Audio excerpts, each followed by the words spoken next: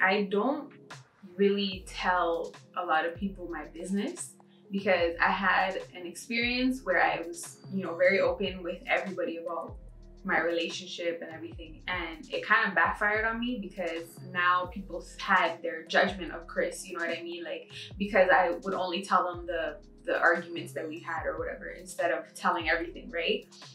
So I knew the real Kris, but everyone else just knew whatever I was telling them, and the only time I would talk to them about Kris was when something bad happened, you know?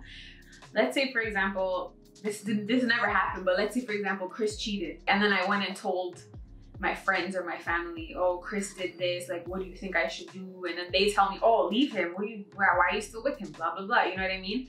And then I end up still being with him. Like, it's really awkward, and I look like an idiot, you know what I mean? So that's why I don't really like to involve other people in my business, and I'm very like picky and choosy with who I want to involve. You need to talk to people who don't have an opinion. Yeah, people who aren't judgmental and people who are neutral, like we mentioned before. People who can mind their own business and won't spread it. You know what I mean? You gotta talk to people who are very secretive. Yeah. So I personally don't have anybody to go to about marriage advice, because if I do go to someone, I have to tell them what happened. You know what I mean? I have to give them context. And if I give them context, obviously they're gonna know I'm talking about Kris, even if I don't say his name. So I personally don't really have many people to go to for advice.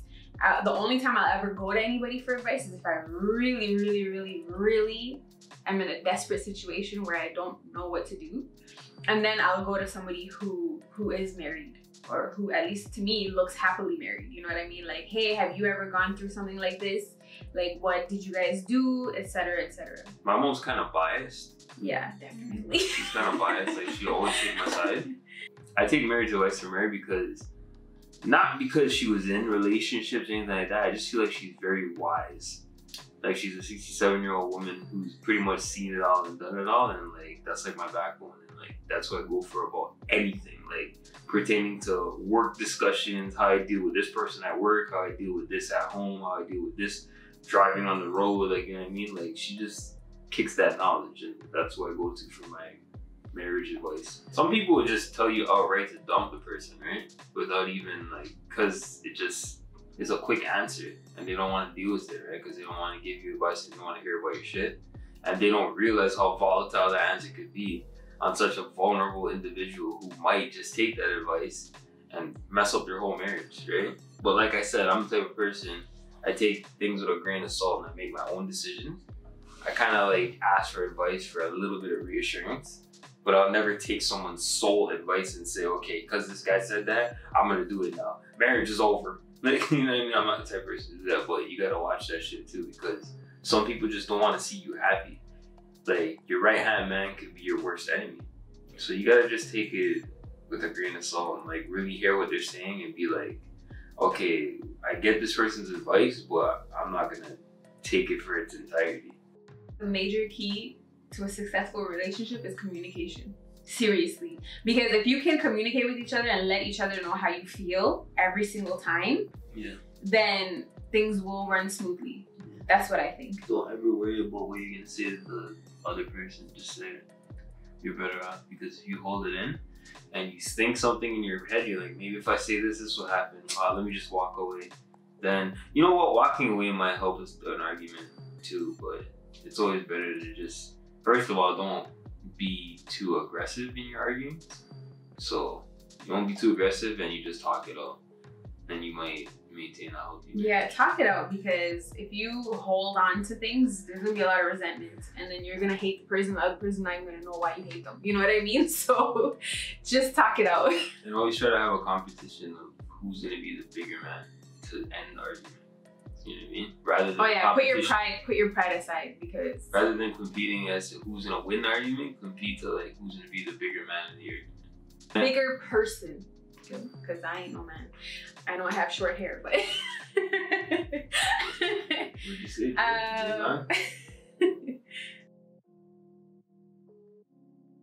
Prior to getting married, I spent a lot of time thinking about who I wanted to be in a relationship and what type of person would accommodate that. And yeah, I looked around me. I looked at all of the relationships, whether it was my friends who were already married or my, the elders around me who had been married for many years, and started to pick their relationships apart, just kind of internally. What from my perspective or my perception is working, is not working? Why are these guys getting along? Why aren't they getting along? What's strong about their relationship? And so I just started to build, I guess, an archetype for what it is that I wanted. And so as the Muslim community, we don't talk a lot about the challenges that exist for young people in a context where they're surrounded by messages around sex. And I think a lot of young people rush into a marriage because it is how they're going to be able to be intimate with somebody. And what happens is that desperation, and I understand it. I understand that, like, that deep desire and needing to work really hard to separate the desire from what is in front of you, what the reality is of, like, when you have kids, when you have, like, have to go through the grind of life together. Have I reflected on that apart from my carnal desire for this person? And so I think you really just need to, like, reflect, who are you?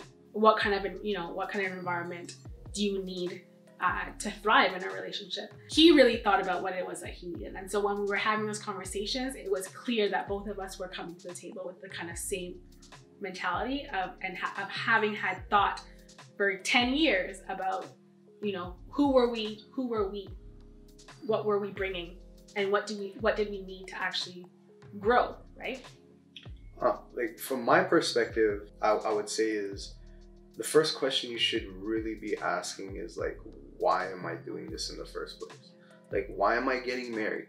Why am I bringing another individual into my life, giving them power and even agency over me, as opposed to just being single and doing whatever the heck that I want? Yeah.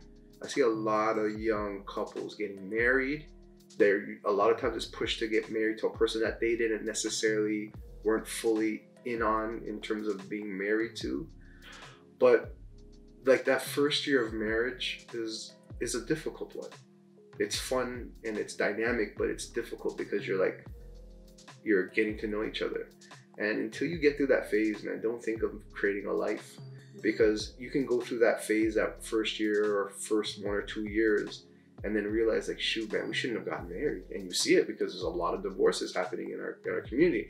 But the one thing you notice is that these divorces happen and there's a child involved. Yeah. Right? Because in our culture, you get married fast without thinking, and then you have children fast without thinking. I think for us, it's always been about being super intentional. We have parents that love us. I have parents that love me, but had my parents really thought about, is this the person for me before they got married, they likely wouldn't have gotten married. If they had really thought about, is right now a good time to have a child, they likely wouldn't have had a child. Mm-hmm. And then they wouldn't be in a situation where they have 2 kids together, but they were married for less than, 3 years. My mom sometimes jokes that we plan too much, right?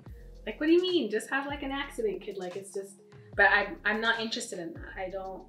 Yes, we're secure in our marriage and inshallah will last forever, but I also, I think there's value in making sure that you've thought it through, you've thought about the risks associated in the same way that you would think about, like, not to reduce it, but it is a contract, it's a transaction, right? Mm-hmm.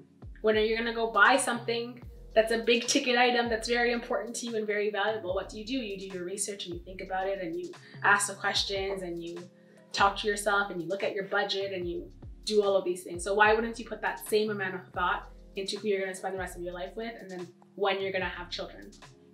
So I think it is really, really important that at every stage you're evaluating and reevaluating and having the difficult conversations and not just, like, going with what you want. Or even more specifically, what other people are telling you or guiding you to do. Yeah. When you get married, and even when you have parents, that you have to learn to, like, shut your attention to the outside world. Like, you have to have an ego, and you also have to, like, cover your ego. Mm-hmm. You have to be humble enough to, like, seek out those who are successful in parenting, seek out those who are successful in marriage, and ask them what it is that they did well and take that information. But you have to have an ego enough to be like, well, yeah, that worked for you, but it's not going to work for me. When you go and seek advice, that's the advice that you can take, because you saw it, you recognize the player, you know, in the game, and you're like, yo, show me how to do it. But you'll be surprised. There's people like not even happy in their own marriages, and they'll give you unsolicited advice. They'll pressure you to get married. Or like you're being too picky. You're being too bad. But it's like, yo, you know, that's interesting. People who will tell you like I never got that. I did. I mean, I know that you got it, because like she comes from an environment where there's a lot more support, but that support can be positive and negative. Yeah. You know what I mean? I luckily and unluckily came from a situation where I didn't really have that, but it was also like my situation was a blank slate, and I could be an artist without, you know, any encumbrances.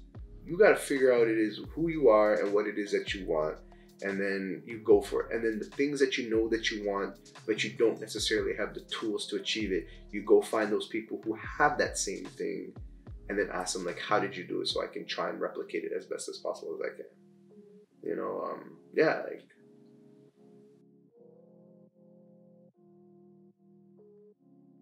When you're spouse hunting, I think what is of importance is, according to you, there should be 4 to 5 to 6 maximum traits or requirements that should be, you know, in your topmost, and you should be able to prioritize what you need in your spouse. Everything, because I say that because everything, for example, say good looks, money, you know, a non-interfering family, a great background, awesome education. I mean, if you get it, grab it with both your hands, right? But you must know your priorities in terms of what is important for you. And you should be able to put a few things which are, you know, maybe must-haves into the category of good to have, and into the least important category. Because I see a lot of people who are spouse hunting, or you know, and for years, a lot of my friends who've been actually looking up to a few people for advice and counseling, as well as they're not able to find the perfect spouse, because they're just waiting for the perfect spouse who checks all their 10 boxes. That I don't think realistically, practically is possible. Nobody's going to be perfect in like all the departments that you want. So you should be able to let go of in certain places where you think you can make do. See, for example, in my relationship, I always knew I wanted to get married to a man who is well-spoken, who comes from a very good upbringing, who is studied well, who is well-read, well-educated. For me, looks, for me, too much money, or you know, I was practical in terms of, you know, having a comfortable life, in terms of having good financial background, but not overly, excessively, you know, excessively rich guy, wealthy guy. Exactly. Like, I was not, that wasn't my priority. That wasn't what I was on top of my list. Same thing, good looks was not on, like, really, you know, but you got it as a model. I got that as a bonus, but then for me, you look good, okay? And it's a very subjective term, is what I'm saying. So that's what I'm trying to say. So I was able to kind of prioritize my needs and requirements, and then that way my groom hunting process became much more easier and less stressful, because I knew what I wanted and I was able to prioritize my needs accordingly. This is for all the couples out there, that marriage is about giving and receiving. So you have to focus on what you have to focus on what you can give into the marriage, and you will automatically find that you are also receiving. If you focus on what you're getting out of it, you know, automatically then the other person is not going to be happy, and you're not going to get anything out of it. And you have to promise to share your happinesses and your sadnesses.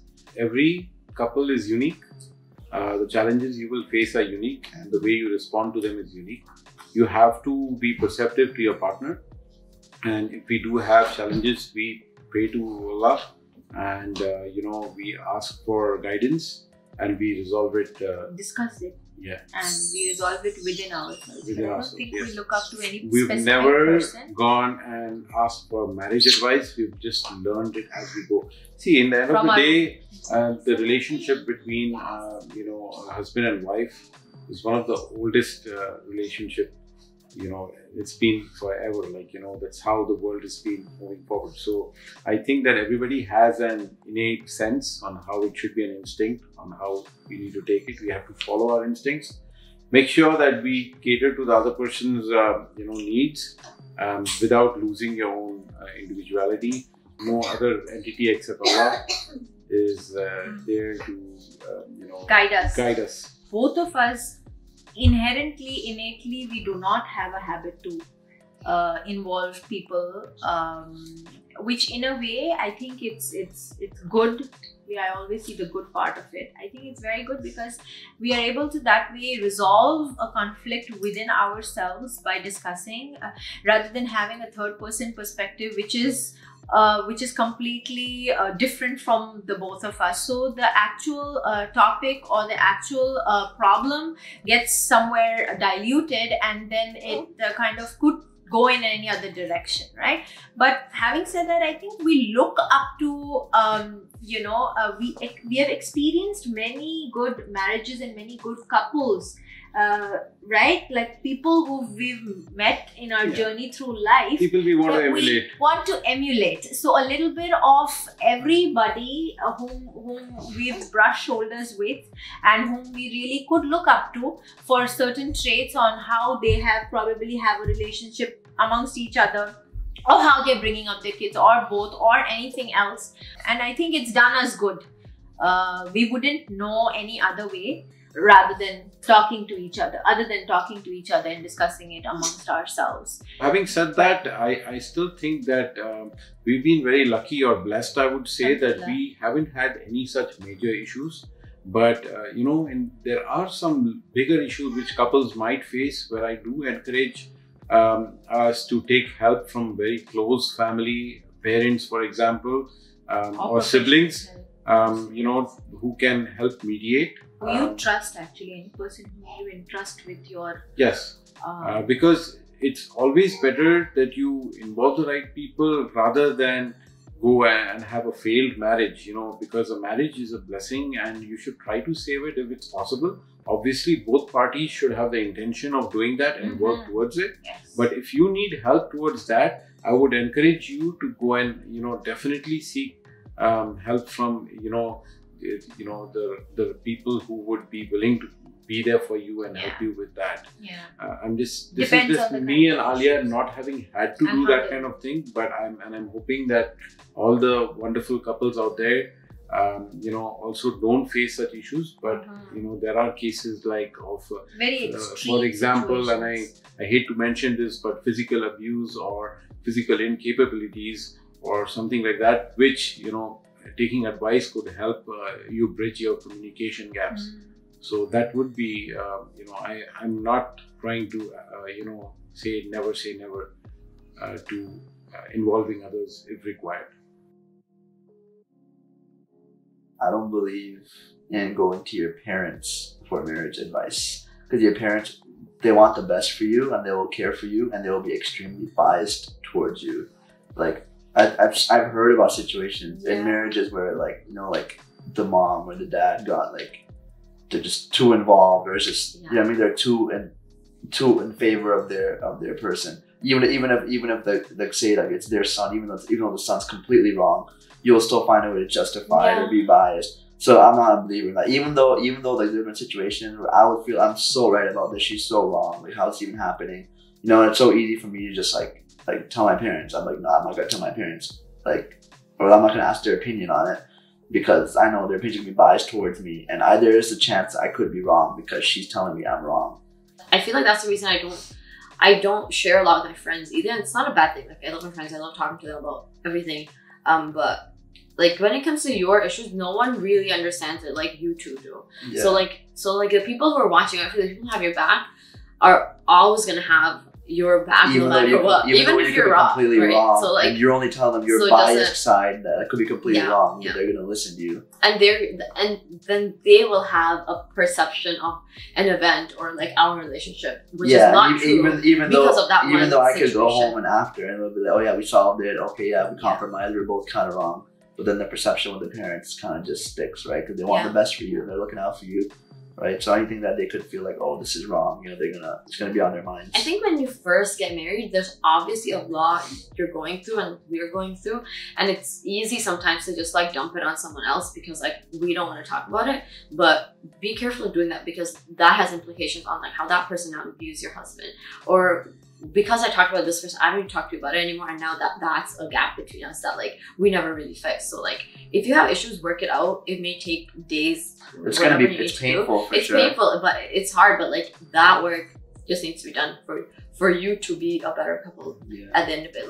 Like keep your eyes set on the prize. If your goal here is to like come out of it strong, then this is the way you need to do it, even though there's hard times involved. I think if there was like a chart of like the amount of fights you were having, like I think it'd be like at its peak, like first month of marriage and before marriage.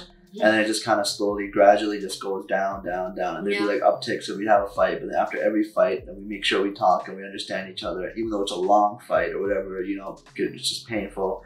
But then it just gets better and better and better. Because like no one wants to fight, you know, like at the end of the fight, your goal is okay, let's make sure this doesn't happen again. So like fighting is bad in the sense that it's fighting, but like you come out of it gaining something that's gonna make your relationship better. Really close to getting married is when me and Farheen were debating our own beliefs and we were going like at each other. It's like we're really like upset because we want to get married. I want to get married to her. She want to get married to me, but I'm not compromising my beliefs. She's not compromising her beliefs, right? And she's like, and it's kind of like insult each other in a way. It's like, how could you believe that? It's just so stupid. And you know, like we both said to each other, right? Because that when it comes down to nitpicking things, it's like it is kind of like that. And then you eventually realize, right? Like, what are we even doing? Like bro, like we believe like 90 to like 95% the same stuff. Like why are we focusing on this? Like, you know, they learn to compromise. Like here are ways we could get around this, you know, like we're on the same team. But that was maybe like a 2-3 month phase where it's just like we thought, okay, this might not work, right? And I think a lot of couples might go through that, like interfaith. But I think the reason like it was a hurdle and we were able to overcome it is because we were friends and like we knew that about each other and we were committed to each other before going to marriage. So I feel like if there's two people who are Sunni and Shia or different cultures, different religions, whatever, if you meet and you're trying to work it out, it may not work out in this way because you have nothing to hold on to. In our case, it's like even if we're this close to like saying, all right, there's no way this will work out, like we knew it will work out just because we had that background, we had that history, and like we knew each other. Like there was a lot of uncertainty, a lot of tension. Like it was just like everything's just going wrong. I think every interfaith couple, every Sunni Shia couple, are going to experience that. You don't get around that. You're going to have to experience that uncertainty. There will be a point when things get serious where it's just like, okay, this might not work, you know. But then you have to find a way to overcome that. One good thing about that though is like we kind of overcome like probably like such big hurdles at the start of our relationship. It's like now that we have like smaller hurdles and might be big to other people, we're like, whatever, we've gone through so much worse than this already. We're like, we'll figure this out.